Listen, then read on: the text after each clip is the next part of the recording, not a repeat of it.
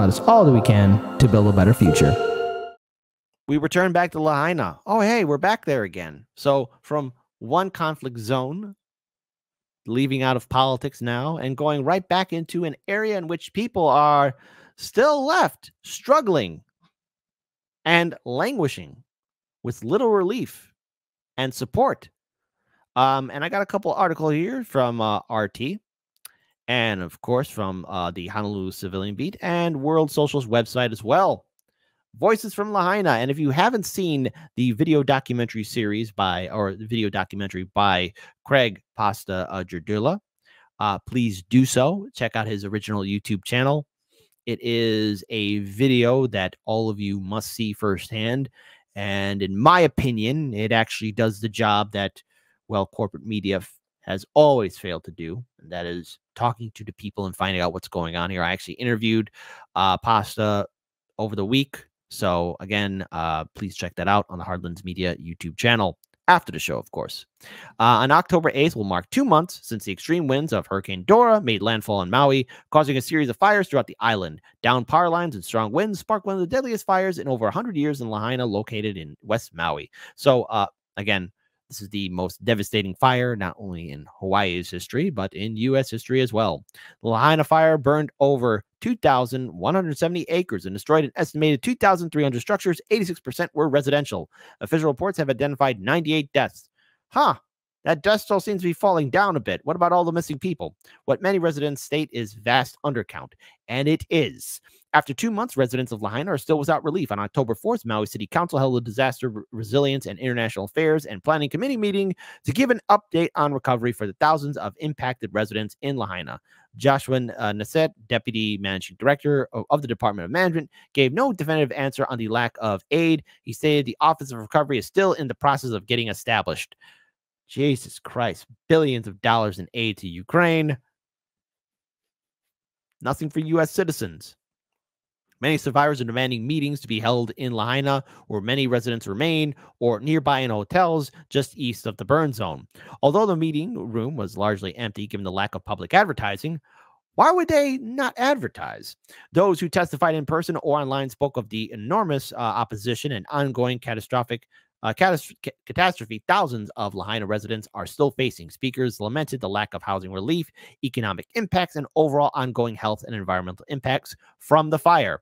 One resident said, "The idea that the disaster happened 2 months ago is misleading. It is still happening and could grow to be much larger with the first rain over Lahaina when a significant rain either from a storm or low pressure system, which is the season comes to Lahaina, is if the ash has not been secured in place, it will be mobilized by the storm water, contaminate the groundwater, wash into the ocean, destroying our shore ecosystems, impact ocean-based food supplies, and impose long-term health and environmental hazards and cleanup issues." The World Socialist website interviewed people at the distribution hubs throughout Maui who spoke on their experience the day of the fire, as well as the conditions they and so many other residents are still facing. Again, looking at the devastating fire, by interviewing all these people here, you can check this out again on World Social's website, and I will even post a link to this article in the live stream chat as well. But going forward, just want to point this out here as well. The Maui fires have put a $31 million hole in this year's county budget. So another thing that came up, and this is something that Craig and I talked about in his interview on our show, and also in his documentary video as well, Lahaina Fire, The Aftermath. Maui County is facing a $31.2 million budget shortfall due to the August 8th wildfires in Lahaina and the other counties in the document show. Over half of the lost revenue comes from an estimated $19.5 million decrease in retail property taxes, which were waived for those who lost their homes. The fires killed at least 98 people. Again, that number is shockingly low and being hidden, and destroyed more than 2,200 structures in Lahaina and 19 homes in Up County. The county also expects to collect less revenue this fiscal year, which started July 1st, from licensing fees, fuel taxes, and special assessments, and charges for government services. Mayor Richard Besson has provided details on how he proposes balancing the county's overall $1 billion budget for the Maui County Council to begin reviewing at its meeting on Friday. I'm wondering if the people will be involved. Hey, do you think the people are going to be informed of what's going to be happening with the county budget, or the fact that how we've covered on previous shows, or how other independent media networks have covered on the fact that residents are going to be have to waiting years to eventually move back to their county, and either that they might have to sell their property, and if the homes are rebuilt, surprise, surprise to no one, that's going to be too expensive for them to even live in their old community. We live in a nightmare world, folks. The shortfall should be made up by cutting expenses across the board, according to budget documents. His administration chair, Alice Lee, and the rest of the council earlier last week. That would mean less money for everything from environmental protection and wastewater management to the Maui Fire and Public Safety Department. Bisson has proposed cutting $160,000 from the fire department's administration, nearly $40,000 from training, $89,000 from the fire and rescue operations program, and $16,500 from fire prevention, and about $20,000 from ocean safety. Oh, like these cuts. Yeah, sure, cutting the fire department. Big brain move there, buddy. Big brain move. Lee felt almost certain that council members would not want to touch any area related to the fire department. But again, Bisson is proposing cutting. Okay. That means less money for everything from environmental protection and wastewater management to the Maui Fire and Public Safety Department. Cutting expenses across the board. Say it with me, folks. What could possibly go wrong? I don't know what could go wrong. I'll let you decide. It didn't have to be this way. It didn't have to be this way. Continuing on, we were overwhelmed by the fire, she said. The disaster is over for now, but that doesn't mean we couldn't have another hurricane or extremely windy weather that could fuel another fire. We have to be vigilant about these things. Oh, yes, in a normal world, we would be vigilant. Lee was still in the process of reviewing the mayor's budget proposal Thursday, but there were other areas she did not support cutting, such as programs for seniors, children, and homeless people. I'm not fond of going down that path, she said. Well, I do hope that the people of Lahaina one day just constantly just stay in City Hall or just follow these jagoffs to where they live, these politicians who seem to be living their best lives, right? Instead, Lee would prefer looking at more capital improvement projects that could be deferred because the county likely won't have the personnel or resources anyways, as the focus remains on the recovery of West Maui. Biss's proposal calls for cutting the CIP budget by $7.8 million, with the rest of the shortfall being made up from cuts from the operating budget. His communications team did not respond to a message seeking comment this week. Hey, who's surprised by that? The mayor doesn't want to talk. Hey, type 1 if you're like, yeah, man, no, the mayor's very busy. He just can't talk. Type 2, no, I'm not surprised he doesn't want to talk because he's a jagoff. I don't know the guy, and he's a jagoff to me. People of Lahaina, you could use that Chicago term for that guy. I'm pretty sure there's a lot of nicknames he's being called, but you can call him a jagoff here. Again, the people of Chicago stand in solidarity with the people of Lahaina. The amended budget bills will likely refer to the council's Budget, Finance, and Economic Development Committee, chaired by Councilwoman Yuki Lee Sugimura, for further deliberation. Lee expects the council will have a lively and robust discussion. That's not good words to use on the mayor's proposed budget amendments as the members consider modifying it over the coming weeks. People of Lahaina, you're being screwed over, but hey, check this out. Overall, in general, not only are we witnessing how the people of Lahaina, and yes, the people of East Palestine, Ohio, but also all Americans are being screwed over. Just to pull up this article here from RT, just to trigger the liberals. Americans getting poorer as Washington throws cash at Ukraine and migrants. As Uncle Sam continues to pump billions of dollars into Kiev, flagging fight against Russia, woogie boogie boogie, and provide tempting handouts to illegal immigrants, why is the average American worker forced to live paycheck to paycheck? It's to keep us subservient, folks. That's the answer. That's the spicy meatball answer. Here's a question that most people have considered at least once in their lives, and probably a lot recently. How much annual income would you need to feel financially secure? For the average American, the magic number comes out to be $233,000 a year, according to a survey by Bankrate. You know what? I'm going to speak for myself. Give me $500K. I like the number 5. I like the number 5. You know what? Make it 5 million. To bring the 99% back down to earth, the U.S. Census Bureau released some sobering data that dashed those exclusive 6-digit dreams. Inflation-adjusted median household income fell to a surprising $74,580 in 2022, a 2.3% decline from the 2021 average of $76,330. This marks the third straight annual decrease since the COVID-19 pandemic began in 2020, taking a wrecking ball to the heart of the economy. The bad news doesn't end there for U.S. consumers who are now struggling with those consequences. As a foreign conflict in a distant land and a wide open border, those factors have prompted the cost of living to surge higher than it has in over 4 decades amid runaway inflation. In June 2022, the year-over-year inflation rate, as measured by the Consumer Price Index, hit a jaw-dropping 9.1%, the highest it's been since the administration of former President Ronald Wilson Reagan, 666.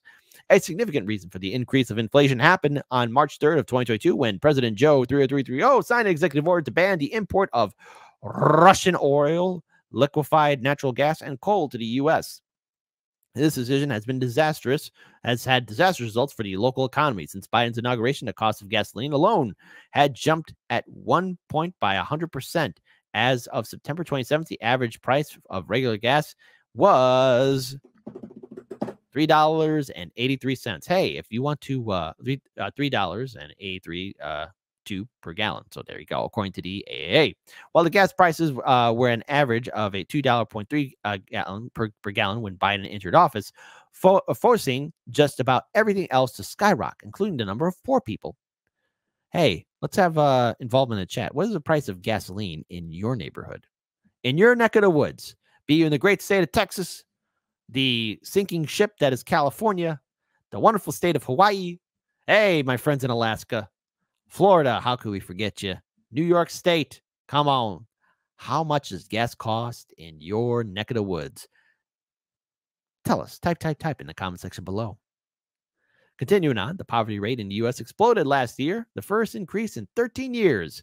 According to the Census Bureau, in 2022, the rate was 12.4%, up 4.6 percentage points from 2021, according to the Supplemental Poverty Measure, a method of tallying government welfare programs and tax credits designed to assist low-income families.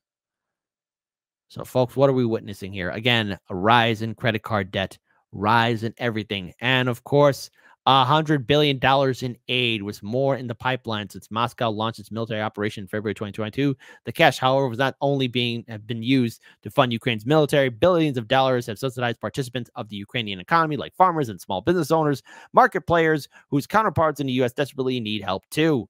So much aid going to another country. And then we have the migrant crisis here in the United States, in which millions upon millions of people are coming to the border. And we have a problem that's happening in a lot of sanctuary cities in which people are... There's no plan for the people. None whatsoever. And in my city alone, we have an administration that is completely indifferent and ill-prepared. They don't have what it takes. They don't. And so, hearing all of this happening to the people of Lahaina, we can expect all of us in the long run, whether we deal with natural disasters, man-made disasters, or continue to be impacted by the rise of inflation, know this: we are far below. Hell, we are underneath the totem pole of concerns that our politicians seem to care about. We're not their number one issue. They say they care, but they don't. So if we're going to fight for a better future, the ball is in our court. And this goes for the people of Lahaina. This goes for the people of East Palestine, Ohio. This goes for people all across this country. Citizen ballot initiatives. Citizen ballot initiatives. This is how we fight. This is how we have to fight. And it is mandatory for all of us to take that charge, that need to actually build a better future. I want to pull up this link here. I want to give a huge shout out to good friend of the show, Roger Meadows, ballot initiatives. Here it is. what it is. A ballot initiative is a citizen initiative ballot measure. The ballot initiative process allows citizens to propose statutes or constitutional amendments depending on the state and collective signatures to place their proposals on the ballot for voters to decide. Some states have an indirect process in which legislators have the option to approve the proposals outright. Again, this is what we can do. We can fight. Hawaii, fight to become a citizen ballot initiative. Say, Texas, come on, Texas. Texas. You're going to let Illinois outshine you? You're going to let California outshine you? No, you don't. Kansas, you know better. Wisconsin, you're better than that. New York State, what's wrong with you? That's right, New York State. I'm calling you out. New Hampshire, Vermont, Connecticut, Rhode Island, New Jersey. You're the home of Tony Soprano. What's wrong with you? Pennsylvania. What's wrong with you? Virginia, West Virginia, North and South Carolina. What's wrong with you? Again, Georgia, Alabama, Tennessee, Kentucky, Indiana. I expect more out of you. Iowa, Minnesota. Fight. Because the only way we're going to get things that we want, such as healthcare, such as ending the war on drugs, and so much else, such as legalization of cannabis, and so many other issues, programs, public banks, worker co-ops. This is how we lead the fight. If we don't, we're going to keep on getting stepped on all the time. Look at what they're doing to the people of Lahaina, U.S. citizens. Look what they've done to the people of East Palestine, Ohio, these politicians. They're not going to help us because they don't like us. They don't think about us. They don't respect us. So we need to take the initiative ourselves. Fight for that better future, or we don't have one.